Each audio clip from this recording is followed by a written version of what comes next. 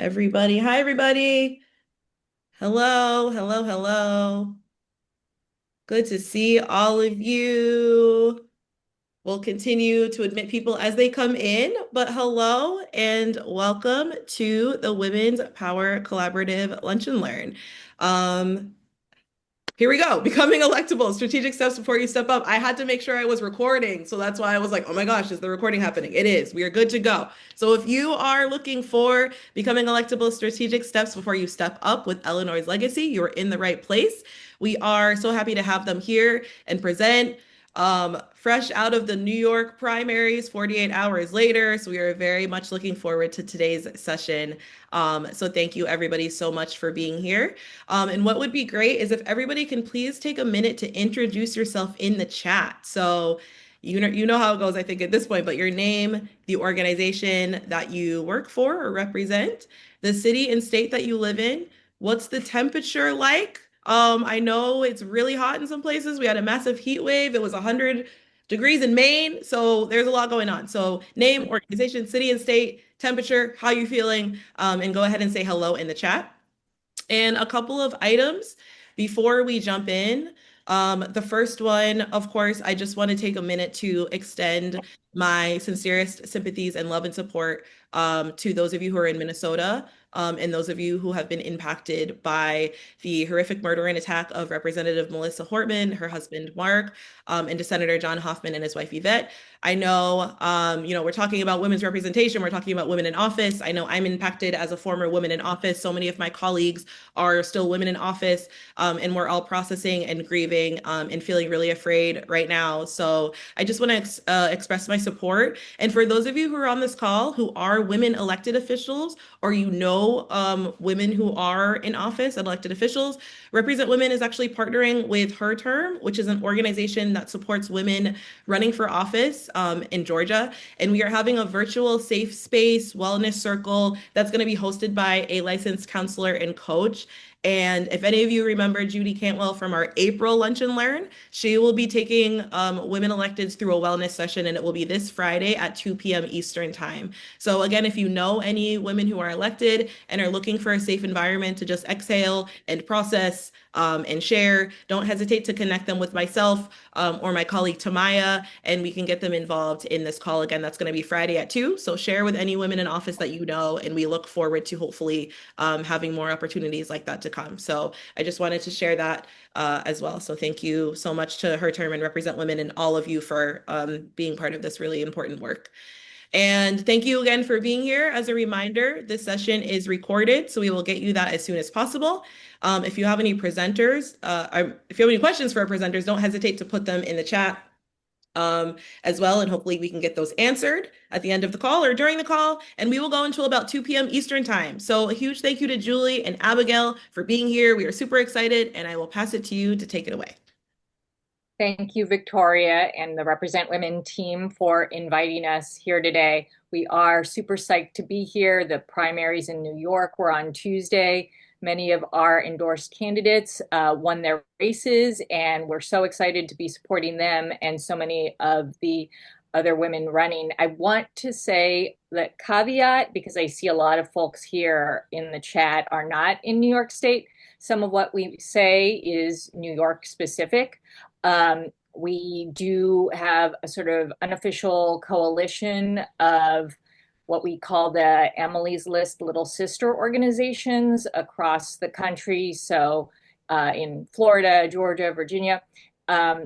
If you want to connect with them, we'll drop our information in the chat later and we can connect you. We are going to be talking about the information that we share with our candidates, or what we call the candidate curious. But if you have a question, please drop it in the chat. We'll do our best to answer, and we'll also have some time for questions at the end. So Eleanor's legacy was founded in 2001 with the mission of building the bench of women electeds in New York State. Now, we focus primarily on the state and local races. I should say, actually, we focus only on the state and local races. Our mission is to build the bench with the idea that we want to get women in the pipeline, whether as campaign staff, as candidates, as elected officials, to build women's power pro-choice women's power in New York State. So we do trainings, we do endorsements, we have candidate office hours, we offer a services.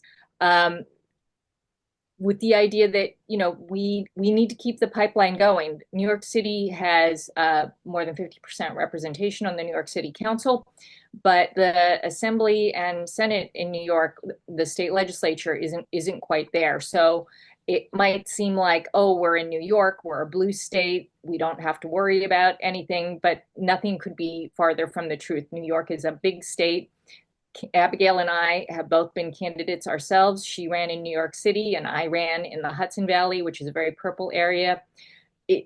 Districts are very different, and it is critically important that anyone thinking about running for office really understands the contours and nuances within their specific district, because that is how you build relationships. It's how you win. I want to say that it is a challenging time. We have seen fewer women seeking our endorsement this year than we did in 2023. And it's important that women outside the normal political sphere know about organizations like us to make sure they can get the information they need to launch successful campaigns, to have the resources they need to win.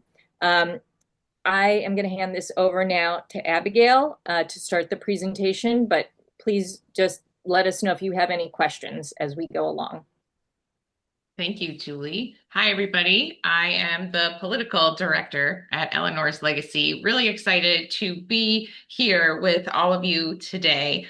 We're talking about strategic steps that you can take before you run. So whether you're candidate curious, as Julie mentioned, whether you're determined to run in the future, or whether you're just in that very, very beginning stage and want to find out what it's like to run for office, you are in the right place. We're really glad you're here. I like to take questions throughout the presentation. So while we're talking, if something comes up, you can put it in the chat. We have folks monitoring the chat, or you can raise your hand.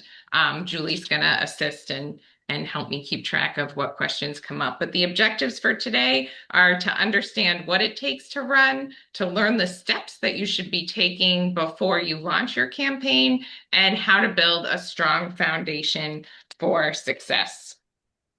So let's talk about who should run. As Julie mentioned earlier, at Eleanor's Legacy, we work to elect pro-choice Democratic women, because we know that we work with women at the state and local level. And so in New York State, the very local levels of government, the county legislative positions, the town council, town tax collector, all of those positions are we provide support to, because we know that when you build the bench, that oftentimes women will ascend. Once they're in, they will ascend to higher office. And so if our goal is to achieve gender parity at the state level within our state legislature and our state senate, that can be done by helping today's town tax collector. I like to say that today's town councilwoman becomes tomorrow's state assembly member, becomes our governor. So that's what we're focused on. Thanks for the heart, Michelle. I like the support. So who should run? We encounter as women, we talk about this a lot throughout our trainings, about the concept of imposter syndrome, or people thinking that they need to be a lawyer to run, or they need to be this to run, or they need to be that to run. But we're here to dispel that myth. What you need to be is your authentic self. And Julie and I know from working with candidates throughout New York State, they come from a huge range of professional and personal backgrounds. One of the candidates we're working with, she was a bus driver for 30 years, well known in her community, is going to be an excellent candidate. So I share this with you to say that do not hold yourself back if you don't think that you're a typical candidate. That's what we want. We want people who are real and authentic and from the community, because they can best represent the community and they understand the community. So these are some photos from some of the candidates that we've been working with. in the middle there is Sharon Owens. She just won her Democratic primary for mayor of Syracuse. She will be the first Black woman mayor in Syracuse. Super exciting. So we're happy to support her through the general, but a lot of good things are happening throughout New York State. So if you're thinking about running, here are some questions to ask yourself. What is motivating you to run? Why do you want to run? Do you have a specific office in mind? Why is now the time? And what personal experiences do you have that connect you to the community? So, it's important to really think about your motivation because people will ask you why you're running. When you're a candidate, you'll have to introduce yourself thousands of times over and over and over again. And your why or the motivation behind your running will not only get you through the really difficult times of a campaign, because all campaigns have highs and lows, difficult times. También se debería considerar como cine, Yeah, un género cinematográfico que tiene mucho más que dar, más allá del clásico mestizaje. Remove her. Very consistent. I'm trying to figure out who. Okay, I think they're gone. Yeah, I removed her. I don't know what was going on there, but she was muted, but then still talking. So that's okay. All right, we're gonna submit and I'm gonna get back. So we're talking about motivation, right? So the other thing is that you need to be connected to your motivation about why you're running to get you through the highs and lows of campaigning. And you need to be connected to the motivation about why you're running so you can clearly articulate it to voters so that they feel your enthusiasm and your dedication and wanna vote for you. So that's something that you should be thinking about as you're in this sort of exploration phase about whether or not you want to run for office. Do you have a specific office in mind? So there are people that have never run for office before and then decide to run for Congress and get in there. I'm thinking of one in particular. But in general, that is not a typical trajectory. And if you're going to be somebody who has never run for office before and is thinking about a high level of office, you really need to understand what it's going to take and what sets you apart to get you there. Like, you have to understand your path to victory. Our advice generally is to start with a smaller position, whether it's town council, whether in New York City they have voluntary party positions like a district leader or a state committee member. There's a number of offices that you should consider to sort of help you really understand what campaigning is, if campaigning is right for you once you're in office, if it's actually what you think it was going to be before you ascend and run for that higher level, very large office. Okay, and why now, right? So timing is important for you personally, thinking about what's going on in your life, but also what's happening in your district and what makes sense in terms of like term limits for the position. Is the position open? There's a number of factors to think about that we're gonna unpack later in this training. And also, what personal experiences connect you to your community? And if you feel that there is room to grow in that department, now is the time to build relationships in the community and build your connections and strengthen your connections to the community. And we're going to talk about how to do that as we move on.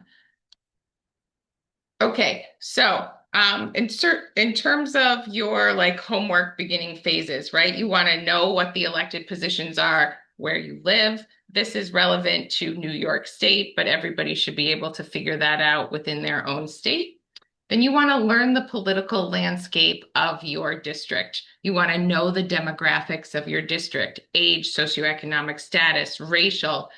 You want to identify major institutions in your district. Are there religious institutions that have like huge communities or a huge amount of influence? Hospitals, schools, colleges. You want to really like just understand the institutional makeup of your district. You want to identify relevant unions, political organizations. In New York State, we have Democratic and Republican county committees in each county in New York State. In New York City, there's a lot of political clubs. Where you live, you want to get a sense of who's involved in local politics and how you can yourself get involved. You want to understand the issues impacting your district. And the best way to do that is to be reading local papers. If you live in an area that puts out a local paper, that's a great way. Make sure you're subscribing to that. A lot of local papers have gone. Maybe there's some local blogs. Getting on Facebook to the local town pages, see what's going on in town. You really want to like tune in at a local level to see what people are what they're upset about, what they're maybe happy about, what is going on. You want to be in tune with the district. You want to analyze past election results, and you can do that through a number of different ways in different states. I think it's different, but you could go to your county board of elections. You can look at results. They have that data there. There's this really fun tool, which I do want to share with all of you because this is no longer New York based. It's called the Data Mapper through Competitive Advantage Research. You can all Google this and find this website, but they have all the state data. So I know, Michelle, you're in Alabama. We can look now, go to Alabama, and we can see, I think they just, oh, look, they did more than just president. So you can look here and see on a county level what counties went for Kamala, what counties did not. You can go do a deep dive. So I recommend you do this about your own district, see what information you can find out there. But this is a beautiful tool to play around and get a sense of where things lie in your county and what your electorate looks like. Okay, now I'm going back to the slideshow. Here, I have to, I don't know why that's, bear with me one second. Okay. Okay, so you're doing your research, you're completing your district profile, you're understanding turnout. So if you decide to run, knowing what the expected turnout is going to be in your potential race is going to impact your field plan, your budget. It's going to impact everything. So that's an important data point to know. Oh, I see Beth asked if you could put the data mapper link into the chat. Yes, Beth, we'll do that for you shortly. You want to think about what races might be happening that impact your election. Is it going to be a presidential year? Is it an off year? How do the election cycles work in your district, your respective state? And how will that impact turnout? You know, obviously presidential years, you have much higher turnout than non-presidential years. You want to understand if you're likely to have a competitor. Let's say you're thinking about challenging an incumbent.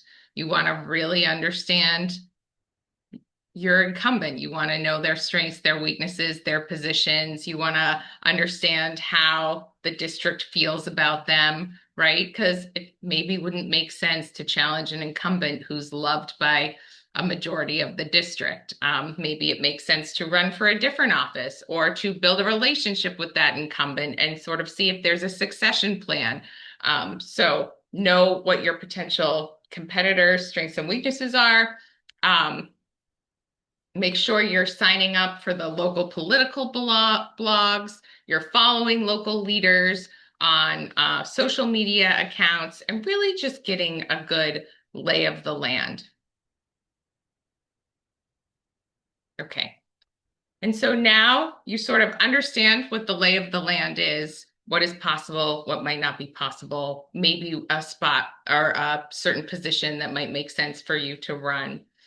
Now you want to assess like how connected you are to the community. And I would imagine that anybody who's going to run for office has room to strengthen and build those connections. You want to deepen your community presence. So that means attending community board meetings. If you have a community board, maybe a tenant association, town boards, get involved in the PTAs, whatever you can do to be where the people are.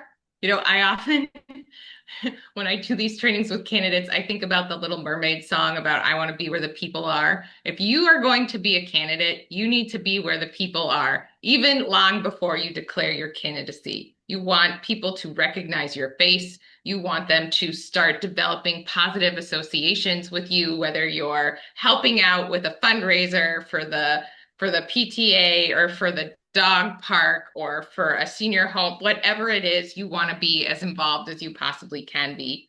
You also want to get involved politically. So you want to join your town or county committee or other political organization. You want to make sure you're following, reading, and subscribing to your local media outlets. I don't know if I said this word yet, but Facebook, there's there are a lot of people that have a strong visceral reaction to Facebook, but the reality is there's a lot of people on Facebook who vote, and there's a lot of town pages on Facebook, and you can find out about community events there. People post about problems that are happening in the community. It's a place to keep an eye and keep connected. So if you do not have a Facebook page, I encourage you make one. You don't need to post on it, but at least gives you a way to see what's going on with your community. Expanding your personal network. Again, this happens through joining, I live in New York City. We have co-ops here, which are and co-ops have boards. So I'm on my co-op board. Lots of people are on their co-op board. That's a good way to then get to know every single person that lives in your building. So you just have to be strategic about what makes sense in your community and find places where you can plug in to build those relationships. You can start raising your name recognition by publishing letters to the editor in a local paper if you have one. Not everybody does, and I know that they're quickly sort of collapsing, but if you do happen to have one, use that tool. You want to look at your finances and make sure that your finances are sort of in good shape. Campaigning is an all-consuming activity, and it also exists in a finite amount of time. It's kind of like setting up a business really quickly. And so, if you're working 2 or 3 jobs and you can't afford to kick back on one of those jobs, maybe now isn't the right time. Like, you really have to understand and have your finances stable so that you can put as much effort into campaigning as you can. You want to review your digital footprint, meaning like your past posts, Facebook, pictures of you maybe having too much fun in college. Maybe there was an issue, you were at a protest for an issue that you no longer agree with the position that you took at that time. Whatever it is, maybe tweets, retweets, things like that. You wanna do an audit of your digital footprint and get it all cleaned up to avoid it causing any issues for you during your campaign. And you want to build your personal support system. Talk to your partner, your family members that you're thinking about doing this, gauge their reaction. Will they be supportive of you? Are you somebody who's taking care of small children and older parents? Does that then leave enough room in your life to campaign? Like, know what the responsibilities are, know who your backups will be. We work with multiple single parents in this campaign cycle, and understanding if your mom can be there when you can't be there, because again, campaigning is all consuming. So just audit your personal support system and make sure that those supports are in place before you make the decision to run. There's a lot to do when it comes to campaigning. Eleanor's Legacy exists to support candidates along the way. We have a very strategic schedule of trainings to help candidates know what they need to be doing when and what they need to be focusing on. But it's a good idea for you to find out what is relevant in your state. You got to know your state's campaign calendar. In New York, we have to petition in March. It's very cold. The weather's terrible, but you have to do it. So you should know things like that. You should learn how you actually get on the ballot. Are you running for a position where your town does a caucus instead of petitioning? And if so, what does that look like, and when does that take place? It's a good idea to volunteer with another campaign and go canvassing, meaning door knocking, where you're actually going up to doors and knocking and talking to people about the candidate you're supporting, and phone banking. So you can learn what it's like to do that, so that when you're asking people to do that for you, or when you're doing it for yourself, you're well equipped to doing it, and you're not sort of figuring out as you go along. You want to be thinking about your platform, what issues you're going to run on, and start working on your elevator pitch or your stump speech, which is who you are and why you're running. Abigail, I'm going to just interrupt you here to say that, looping back to knowing who holds the elected offices in your area is really important, because running for office is sometimes a crime of opportunity.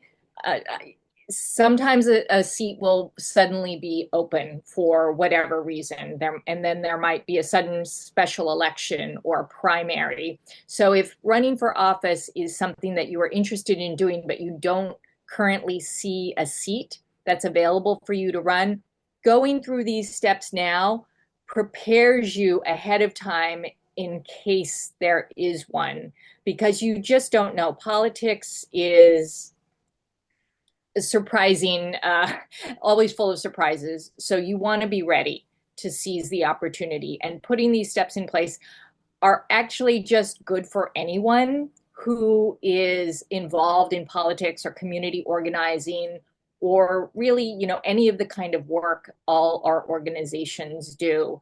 It's just good to have this information and the way you present yourself to the general public scrubbed and ready to go. That's right. And before you've made your decision, when you are showing up in your community, advice for how you show up, right? It can be, I think that you don't have to be an extrovert to be a good candidate. But it does help. But if you're not, mentally prepare yourself to work a room, to talk to people when you're at public events, to always be gathering emails and information, find reasons to connect with people at public events, and then follow up with them, not as the candidate, but just as a human. Like, for example, let's say you have a dog and you start talking to somebody about your dogs, and you say to them, would you want to take our dogs for a walk? Or, oh, I haven't tried that dog park. Can I get your phone number? The next time I go, I'll be there. Like just finding reasons to build relationships within your community is really strategic. And if you are sort of the extrovert introvert or an introvert, then making sure that you carve time in your schedule to recharge, knowing that events like this can really take a lot out of you. Once you are a candidate, when you do show up at public events, if possible, you would want to have a volunteer with you, again, to help you collect emails, phone numbers, and information from people that you meet and build relationships with. And okay. And so, Abigail, yeah, I'm sorry, I'm just going to answer Victoria's question. If you could go back to the last slide. So knowing when it's appropriate to be in campaign mode and when it's not. So, for example, there are just certain areas. So if you know that the farmers market in your town does not allow political campaigning, you don't want to go there wearing your candidate badge and trying to introduce yourself to people who are shopping. And certain community events welcome political candidates to introduce themselves, and some do not. So if you're not certain, it's good to talk to someone local to that area and find out if it's appropriate or not. And also certain fundraisers are perhaps for a nonprofit that doesn't really want candidates campaigning. You could be there to show support for that issue, but they don't really welcome candidates campaigning. Victoria, does that kind of cover it? Yes, thank you so much. I could just add to that too, if this is in your pre-contemplation, your contemplation stages, you're maybe mentally to yourself, you're in campaign mode in the sense that you're trying to talk to as many people as possible, but you're not identifying yourself as a candidate until it's official, until paperwork is filed and you've had your campaign launch. So this time is actually, and once you are a public and declared candidate, the way people interact with you is different. You're all of a sudden a public figure. People are going to be judging and watching how you interact. There's a questioning about motives, right? It's different to be a candidate than prior to candidate. So maximizing the time that you're building relationships within your community prior to becoming a candidate, I think is really important and strategic. So that once you are a candidate, as many people as possible have already developed positive feelings about you. Oh, Victoria, the woman who started the community garden, whatever it is, that's the way to set yourself up for success. They talk about, when you're actually, here we go. We'll go to the next slide where we're talking about like viability, support, and impact.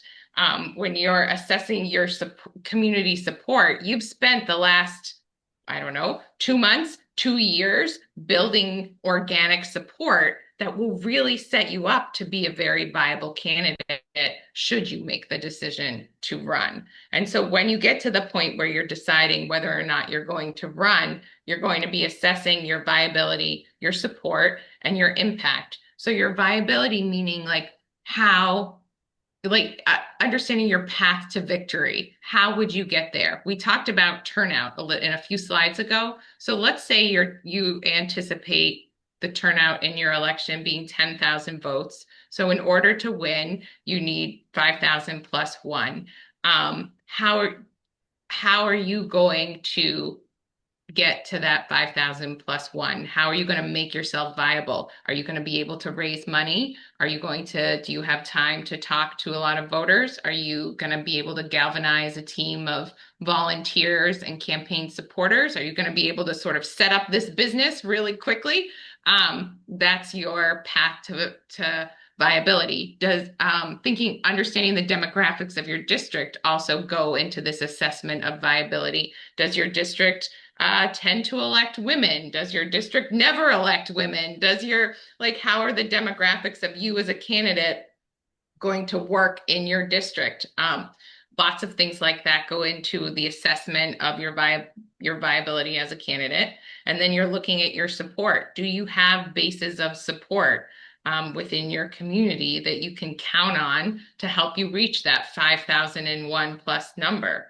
Have you, been a long-term resident and you've seen 3 kids through schools? Have you been a bus driver and literally driven 10,000 children in your career to school safely and built up this positive community feeling about you? So understanding where your bases of support will be, and then understanding your impact and you as a candidate, what impact you will have on your community. And if all of these 3 things point to go, then you go for it.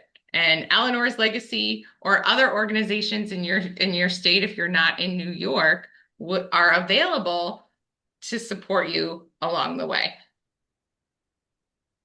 And I'm just going to interject here because I ran in a seat that has not gone for my party in a while. Sometimes you make those assessments, but you have an issue or you have a why that compels you to do it anyway, and you should. It's really important to have choices on the ballot. And we have found quite often that when it's a difficult race, it's the women who step up to run in them. And that is another reason why we're here, because there's a lot of assumptions about New York being a solidly blue state. And I can tell you nothing is further from the truth.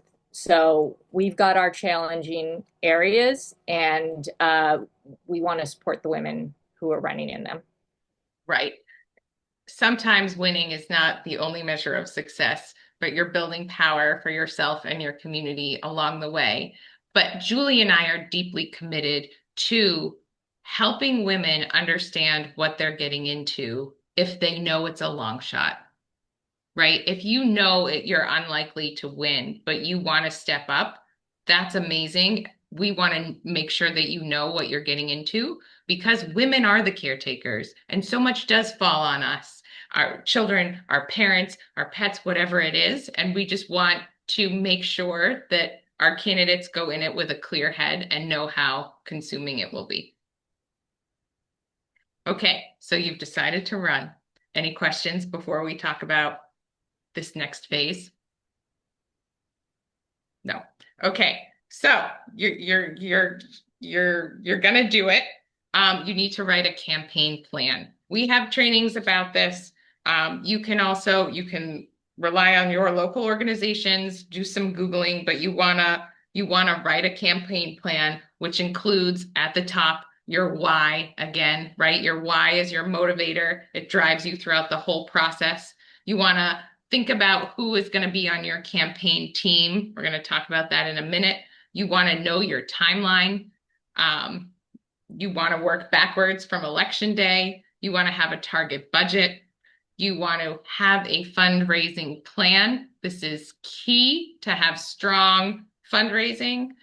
You want to be clear on your message, and you want to have a field plan, which is how you will actually reach the voters. The field is when you're in the field talking to voters. What is your plan to talk to 5,000 and, well, probably 6,000 voters so you can get to your 5,001 win number?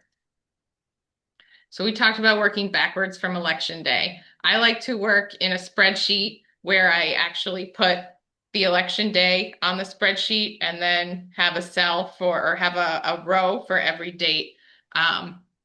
From the start, right? So, and then you put on there, you want to know when you'll be petitioning, what your deadlines are, if you have to petition to get for ballot access, your campaign finance filing deadlines, your election dates. Does your state have early voting? Do you do absentee or mail ballots? If so, when does the Board of Elections send those out? In New York, it's 46 days prior to election day. So you need to make sure you're communicating with the voters that are going to get the mail-in ballots long before 46 days prior to election day. You want to know you want to know your own important dates, your family birthdays, if you have children, their school holidays, their birth dates, put all of that together so you can kind of see what the campaign timeline is going to look like and what you have to be doing when. You want to assemble your campaign team. So it's mandatory for the most part. You obviously need to have a candidate. You need a treasurer and you need a kitchen cabinet. We're going to talk about kitchen cabinets in a minute. Not everybody is going to be paying their campaign team, right? You may be running for town council where your win number is 300 votes and you plan to raise $2,000 to send a couple mailers and buy some lawn signs. You're not going to be paying a campaign staff on a campaign that size. But once you get, bigger, state assembly, Senate, city council, you'll probably be paying some staff.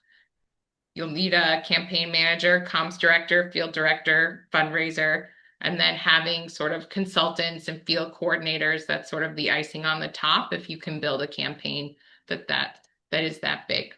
The kitchen cabinet, this is the people who are close to you that will advise you on strategy and help your campaign from the beginning till the end. So you want people that can play volunteer coordinator, that will help fundraise for you, that will be your ambassadors for your campaign. Because once you get to a campaign, if you have a win number of, as we said, 5,000, it's impossible for a candidate to talk to that many people and handle it on their own. They need a team that helps them. They need ambassadors that act as conduits for the campaign.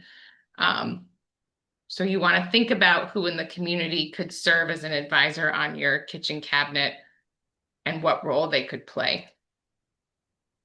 You want to get your campaign finance. You want to prep for your campaign finance. You want in New York, you need a campaign committee that you should have. You should use a name that's very simple. Julie, what was your campaign committee's name?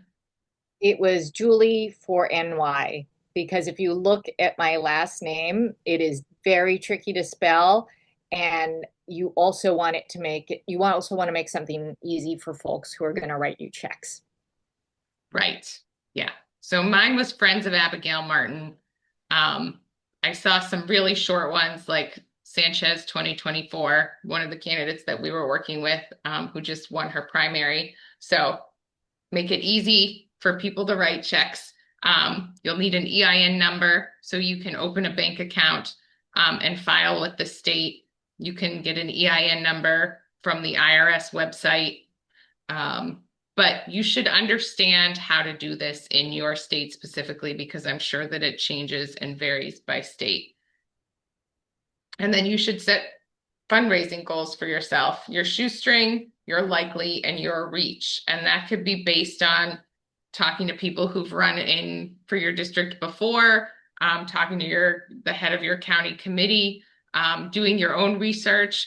Campaign contributions are public information, so you can look up and see who donated to your likely opponent in the past, who maybe donated to somebody who ran in the past for your seat. That you can get a lot of information by looking through the campaign finances of previous races. You want to get your infrastructure set up. You need a website name.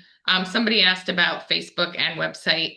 I think in general, you do want both. We train our candidates to have both because we want our women. We don't want our candidates to stop at town tax collector, town council. We want them to ascend to higher office. So it's good to get in the practice of exercising fundraising muscles, of having a website that can just grow with you as you ascend to higher office. And you can get a website very cheaply. There's lots of ways to do that these days. So it's a good idea because a lot of times voters will Google you. So you want to have a website that helps voters to understand who you are. You're setting up a way to receive campaign contributions online. You want to have a database for your volunteers and your voters, whatever you use in your local states. You want to set up a campaign social media account. Maybe it's not best practice to use your personal account and just convert it to your campaign account, but to open a new one. And then establish how you'll be communicating with your campaign team, right? If you meet people in the field who get really excited about you, oh, I want to volunteer for your campaign. Let's say you use WhatsApp or some other messaging app on your phone, you could immediately just add them right there on the spot. You don't lose any momentum. You've got a designated volunteer thread. You put everybody in there, and then you keep them up to date on your phone banks and what's happening with your campaign and your campaign events. I want to just say something about the website. I see that Terry's going to be running for Congress. The reason we advise to get different versions of your name or your campaign name for a website is to keep them out of the hands of your opponent. In bigger races in particular, there can often be attack websites that have names very similar to the name of your campaign website, and it will be filled with usually terrible things and lies about you. So you want to make sure that your opponent doesn't have the opportunity to put up a fake website that confuses the voters. It's very cheap to register the domain names, and if you're investing in a political career long term, you'll just want to keep those going. Right. Thank you. You want to identify your top platform issues. You can't run on everything. You can't be a kitchen sink candidate. People don't remember that if you're running on all the things. So you should identify no more than 5. 3 is sort of, I think, best practice, like top issues that you thoroughly know, that you're passionate about, and that are relevant to your community. So Yeah. And then you want to make sure that you thoroughly understand those and can talk about those. You want to and have specific, easy to understand examples to illustrate your positions on these issues. Like, for example, my background is in social work. So when I ran for city council, I talked a lot about poverty and families in New York City who are impacted by multiple systems, and how, as a social worker, I had to navigate all these city agencies and how difficult it is for New Yorkers to get what they need out of city agencies because they're so bureaucratic. It was very easy for me to speak to that because I'd spent 15 years doing that and I was passionate about it. And it was relevant to my district in the Bronx. So you want to find things that you can passionately speak about that are relevant to your district too as your top issues. And you want to be prepared to answer, why are you running for office? It can be detrimental if you're a month out from early voting and you still can't articulate succinctly and in a way that people can remember about why you're running for office. And it should not be about your opponent. It should be about you, right? You're not running for office because your opponent is terrible. I mean, that might be one of the reasons, right? But you're running for office because whatever the things are that you bring to the table and the difference that you're going to make for your community, the vision that and change for your district should be incorporated into your answer as to why you're running for office. Then you want to get to work. You want to be raising money. You want to raise it early, especially as women. Like, when we have a good fundraising showing, that's a way to garner respect and show momentum. So you want to raise money early. You want to build your brand on social media. You want to be building your volunteer base and your voter contact and your network, and just building the amount of people that you're communicating with regularly. You want to understand what endorsements are possible in your district and start building relationships with those organizations and unions so that you can seek their endorsements.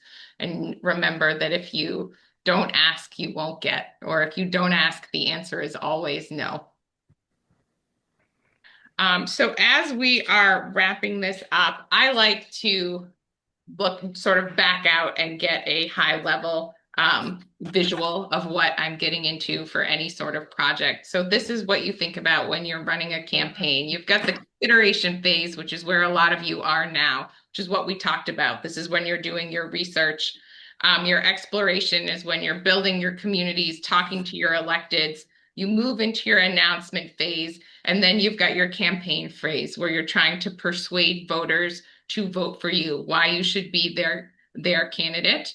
Then you move into GOTV, which is get out the vote. You've got early voting, and then E-Day. It is a finite amount of time. And the most common mistakes that I see candidates make, there's two of them, but they both have to do with time. People think that raising the money will be easy and that it won't take as much time as it does. And people think that they have all the time in the world to talk to voters. And the reality is canvassing takes so much time. Phone banking does too, because people don't answer their doors. They don't answer their phones. They're not home. It takes a long time to reach voters and actually have conversations with the number of voters that you need to get to your win number.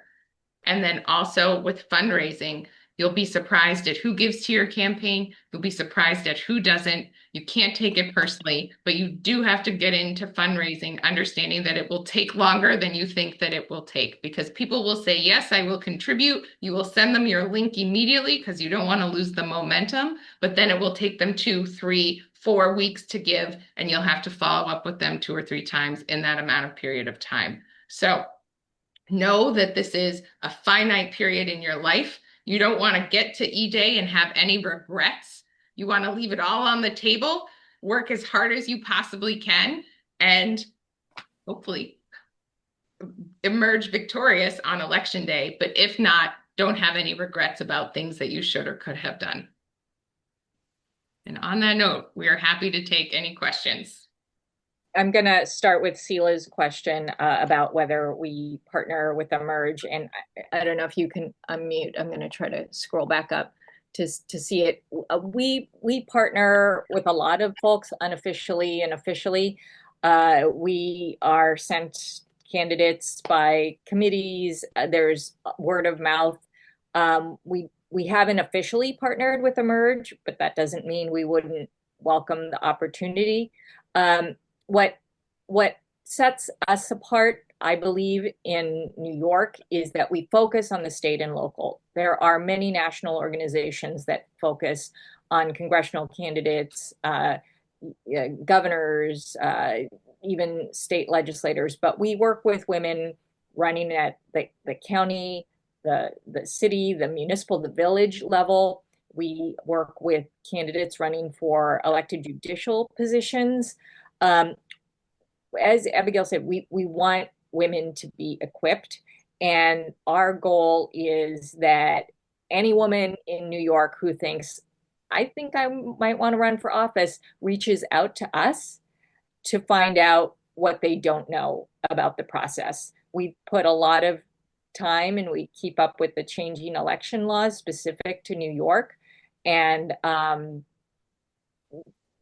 that's what I believe is the value of our organization and some of our sister organizations. Election law is very different from state to state. So you want to get all the advice and support from every avenue you can possibly get it. Thank you.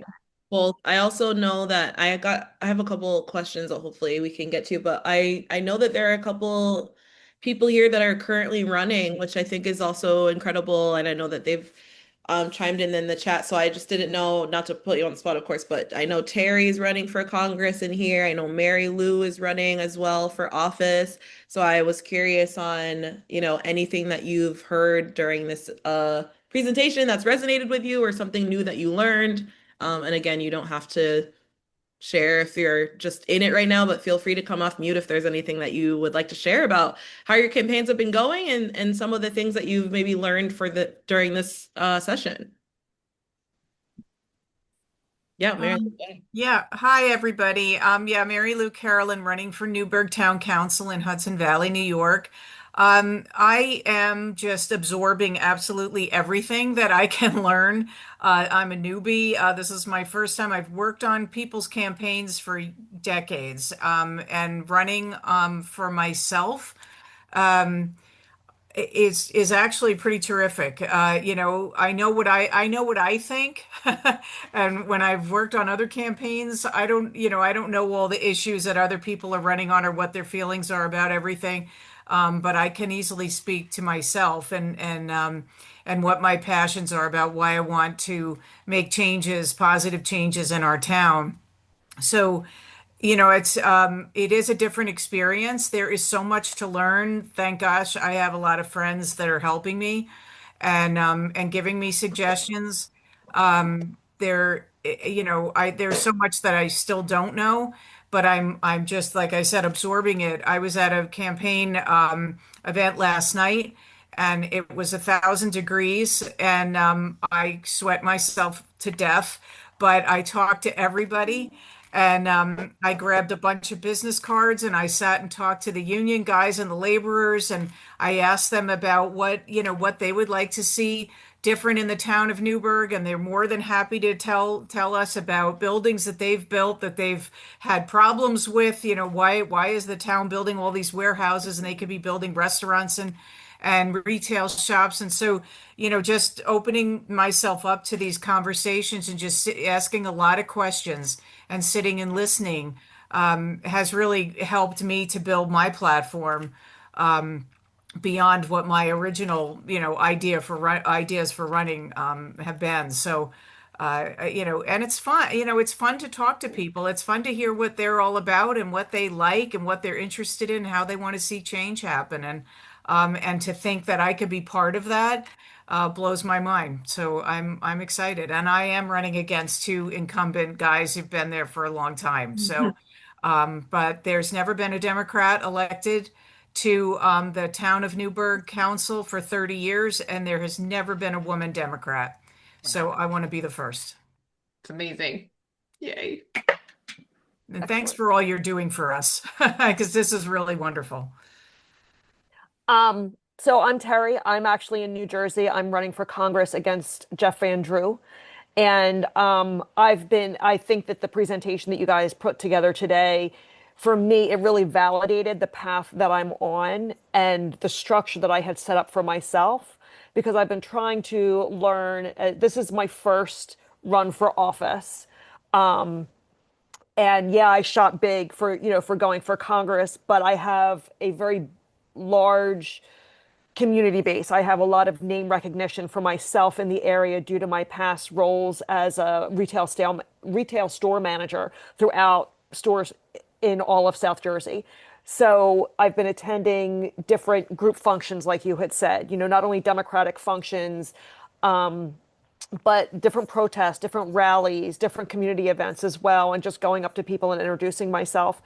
But I was pulling at things kind of haphazardly, like I know I need to do this, I know I need to do that, but actually seeing what you had laid out in the plan was like, yeah, I've done it. Yeah, I've done it. Yeah, I've done it. It makes me feel very, very confident that I'm choosing the right path and that what I've been doing so far are the right things for me to be successful in my campaign. Great. That's great to hear. Thank you both for sharing, and best of luck. Thanks for being here. Any other questions? We have 2-ish minutes left. I want to make sure that anything you have Abigail and Julie here. They're doing great work. So any additional questions you have, don't hesitate to ask. I'm just scanning to make sure I don't miss anything. I put our emails in the chat and the link to sign up for our mailing list. And like I said, you can reach out. If you're not in New York, I can try to connect you if there's a sister organization. And if you know people in New York, please spread the word about us. We're known in political circles, but the goal is to be known outside the political circles, because that's where the women we want to reach are. Absolutely. Thank you both. And also, Mary Lou and Terry, there was a request for your Facebook links. I don't know if you saw that in the chat. So that way people can follow along. Hopefully we'll know people living where you are. So go ahead and put that in there. And I will bring us to a close because it is 2. And I know everybody is busy and has stuff to do. So thank you all so much for being here. Julie, Abigail, thank you so much for the session. We appreciate the time that you take. I know how busy you are. The election day was 2 days ago. I know there's a lot going on, so it means a lot, and we very much appreciate it. And as they both said, we'll put their email in the chat. We'll put a link to Eleanor's legacy not in the chat, in the follow-up email that we send to all of you along with the recording of this session. So you will have it with you. And a huge thanks to all of you for being here, for taking time out of your day to learn with us. We appreciate you so much. Thank you for showing up time and time again for these sessions. And we look forward to seeing you on the Women's Power Collaborative platform. If you're not yet a member, please join. And of course, we are already booked for July, because that's just how it goes in this platform. So July 16th, we'll be back here again, and we're going to be hearing from the Hamilton County Commission on Women and Girls from Hamilton County, Ohio. I know there are some Ohio people here, so we are really excited to hear more and talking about the commission and ways you might be able to start one too, where you live. So we're super excited for that. Again, that's July 16th at 1 p.m. Eastern Time.